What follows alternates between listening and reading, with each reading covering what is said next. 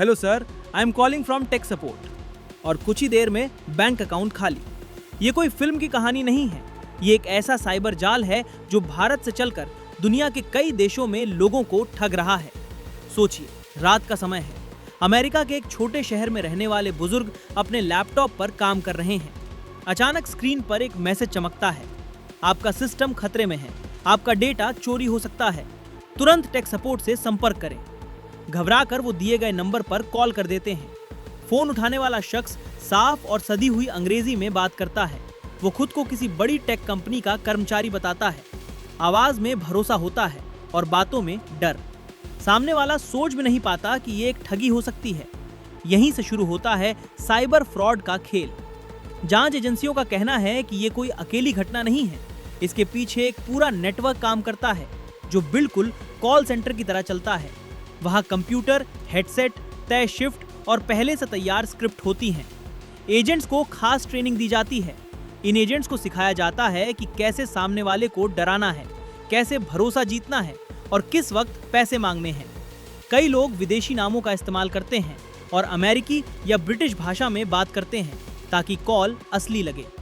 ठगी की शुरुआत अक्सर एक नकली पॉपअप, फर्जी वेबसाइट या झूठे हेल्पलाइन नंबर से होती है। पीड़ित को बताया जाता है कि उसका कंप्यूटर हैक हो गया है या बैंक अकाउंट खतरे में है। इसके बाद पीड़ित से कहा जाता है कि वो एनी डेस्क या टीम व्यूअर जैसे ऐप डाउनलोड करे। जैसे ही स्कैमर को कंप्यूटर का कंट्रोल मिलता है, वो फर्जी एरर दिखाता है और डर और बढ़ा देता है। फिर कहा जाता है कि अगर तुरंत पैसे नहीं दिए गए तो अकाउंट बंद हो जाएगा या कानूनी कार्रवाई होगी। डर के मारे इंसान सोचने का मौका ही नहीं पाता। पैसे लेने के लिए गिफ्ट कार्ड, वायर ट्रांसफर या क्रिप्टो करेंसी का इस्तेमाल किया जाता है ताकि पैसे का पता लगाना मुश्किल हो जाए। इसी वजह से ठगी के बाद पैसा वापस मिलना बहुत मुश्किल हो जाता है।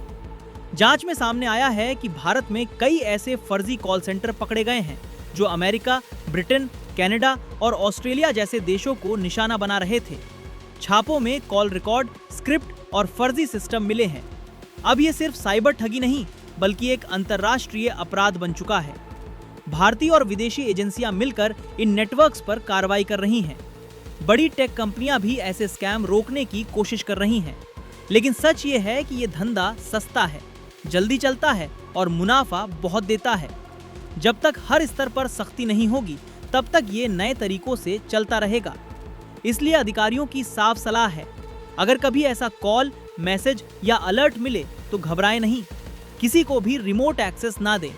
शक होते ही 1930 पर कॉल करें या साइबर क्राइम पोर्टल पर शिकायत दर्ज कराएं, क्योंकि साइबर फ्रॉड में सबसे बड़ा हथियार कोई तकनीक नहीं बल्कि डर होता है, और डर में अक्सर इंसान सबसे बड़ी गलती कर बैठता है।